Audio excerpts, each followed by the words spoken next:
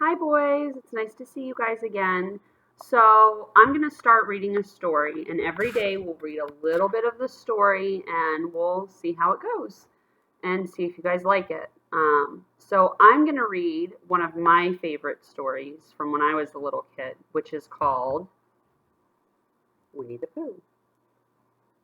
So, this is a storybook. There's not really a whole lot of pictures in it for me to show you, so you have to put your listening ears on. Okay? So, we're going to read Winnie the Pooh. So, like I said, there are a few pictures in it. So this is a map that tells you where things are in the story. So if you look, let's see, there's Pooh Bear's house. There's one of the other characters in the story, Christopher Robin's house. Here's where Eeyore, he's a donkey. He's a gloomy donkey. There's where he goes to be gloomy. Right there is Piglet's house. Oh. There's Kanga and Roo's house. And Rabbit's house. Let's see. Oh, and there's Owl's house. So when we're reading about our characters in the story, I want you to think about this map. And again, there's another picture. And that looks like it's Winnie the Pooh at Owl's house. So we're going to read Winnie the Pooh. Introduction. If you happen to have read another book about Christopher Robin, you may remember that he once had a swan, or the swan had Christopher Robin, I don't know which, and that he used to call this swan Pooh. That was a long time ago, and when we said goodbye, he took the name with us, as we didn't think Swan would want it anymore. Well, when Edward Bear said that he would like an exciting name to call himself, Christopher Robin said at once, without stopping to think, that he was Winnie the Pooh. And he was. So, as I had explained the Pooh part, I will now explain the rest of it. You can't be in London for long without going to the zoo. There are some people who begin the zoo at the beginning, called weigh-in, and walk away as quickly as they can past every cage until they get to the one called way out. But the nicest people go straight to the animal they love the most and stay there. So when Christopher Robin goes to the zoo, he goes to where the polar bears are, and he whispers something to the third keeper from the left, and doors are unlocked, and he wanders through dark passages and up steep stairs, until at last we come to the special cage. And the cage is open, and out trots something brown and furry, with a happy cry of, "Oh, bear!" Christopher Robin rushes into its arms. Now this bear's name is Winnie, which shows what a good name for bears it is. But the funny thing is that we can't remember whether Winnie is called after Pooh or Pooh is called after Winnie. We did know once, but we have forgotten. I had written as far as this when Piglet looked up and said in his squeaky voice, "What about me?" "My dear Piglet," I said, "the whole book is about you." "So it is about Pooh," "So it is about Pooh," he squeaked. You see what it is. He is jealous because he thinks Pooh is having the grand introduction all to himself. Pooh is the favorite, of course. There's no denying it. But Piglet comes in for a good many things which Pooh misses, because you can't take Pooh to school without everybody knowing it. But Piglet is so small that he slips into a pocket where it's very comfortable to feel him when you're not quite sure whether twice 7 is 12 or 22. Sometimes he slips out and has a good look at the ink pot, and in this way he has got more education than Pooh. But Pooh doesn't mind. Some have brains and some haven't, he says, and there it is. And now all the others are saying, "What about us?" So perhaps the best thing to do is to stop writing introductions and get on with the book.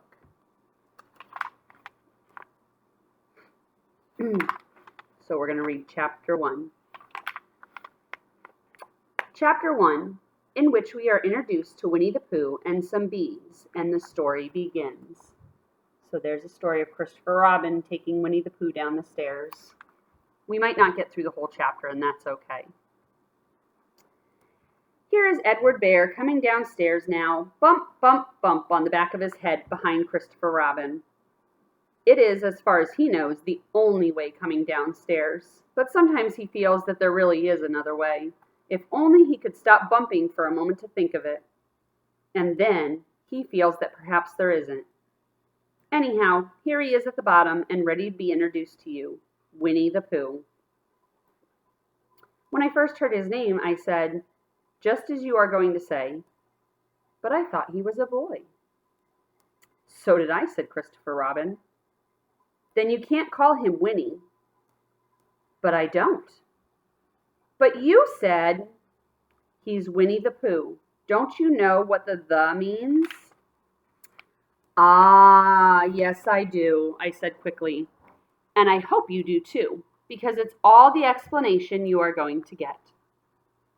Sometimes Winnie the Pooh likes a game of some sort when he comes downstairs, and sometimes he likes to sit quietly in front of the fire and listen to a story. This evening, what about a story, said Christopher Robin. What about a story, I said. Could you very sweetly tell Winnie the Pooh one? I suppose I could, I said. What sort of stories does he like? About himself, because he is that sort of bear. Oh, I see. So could you very sweetly? I'll try, I said. So I tried. So the story's going to go. Once upon a time, a very long time ago now, about last Friday, Winnie the Pooh lived in a forest all by himself under the name of Sanders. See this picture? What does under the name mean? Asked Christopher Robin. It means he had a name over the door in gold letters, and he lived under it. Winnie the Pooh wasn't quite sure, said Christopher Robin. Now I am, said a growly voice. Then I will go on. So the I is saying that that's the narrator. So we don't know the narrator's name, but we know Christopher Robin and Winnie the Pooh so far.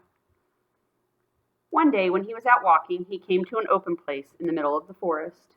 And in the middle of this place was a large oak tree. And from the top of the tree there came a loud buzzing noise. What do you think that buzzing noise could be? Guess we'll have to find out. Winnie the Pooh sat down at the foot of the tree, put his head between his paws like this, just like this, and began to think. First of all, he said to himself, that buzzing noise means something. You don't get a buzzing noise like that, just buzzing and buzzing without it meaning something. If there's a buzzing noise, somebody's making a buzzing noise. And the only reason for making a buzzing noise that I know of is because you're a bee. Take a picture of these. Then he thought another long time and said, and the only reason for being a bee that I know of is making honey. And then he got up and said, and the only reason for making honey is so I can eat it. So he began to climb the tree. He climbed and he climbed and he climbed. And as he climbed, he sang a little song to himself, and it went like this. Isn't it funny how a bear likes honey? Buzz, buzz, buzz. I wonder why he does. And then he climbed further and a little further and then just a little further. And by that time he had thought of another song. It's a very funny thought that if bears were bees, they'd build their nest at the bottom of trees. And that being so, if bees were bears, we shouldn't have to climb all up these stairs. He was getting rather tired by this time, so this is why he sang a complaining song. He was nearly there now, and if he just stood on the branch, crack!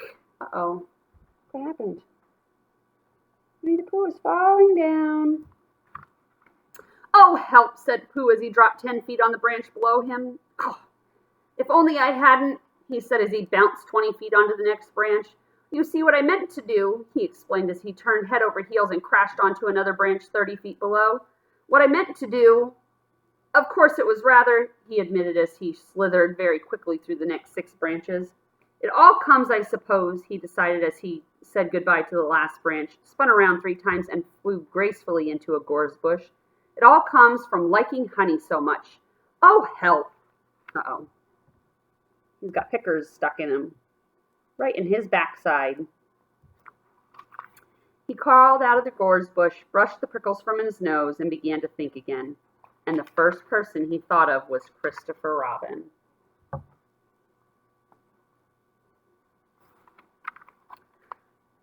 "Was that me?" said Christopher Robin in an awed voice, hardly daring to believe it. "That was you." Christopher Robin said nothing, but his eyes got larger and larger, and his face got pinker and pinker. That means he was blushing. So Winnie the Pooh went around to his friend Christopher Robin, who lived behind a green door in another part of the forest. "Good morning, Christopher Robin," he said. "Good morning, Winnie the Pooh," said you. "I wonder if you've got such a thing as a balloon about you." "A balloon?" "Yes, I just said to myself coming along, I wonder if Christopher Robin has such a thing as a balloon about him. I just said it to myself, thinking of balloons and wondering." "What do you want a balloon for?" you said. Now, when he's saying you, the narrator is talking about Christopher Robin. Winnie the Pooh looked around to see that nobody was listening, put his paw to his mouth, and said in a deep whisper, "Honey." "But you don't get honey with balloons." "I do," said Pooh. "Well, it just happened that you had been to a party the day before at the house of your friend Piglet, and you had balloons at the party. You had a big green balloon, and one of Rabbit's relations had had a big blue one, and had left it behind, being really too young to go to a party at all. And so you had brought out the green one and the blue one home with you." "Which one would you like?" you asked Pooh. And remember, when the narrator is saying you, he's talking about Christopher Robin. He put his head between his paws and he thought very carefully. "It's like this," he said. "When you go after honey with a balloon, the great thing is not to let the bees know you're coming.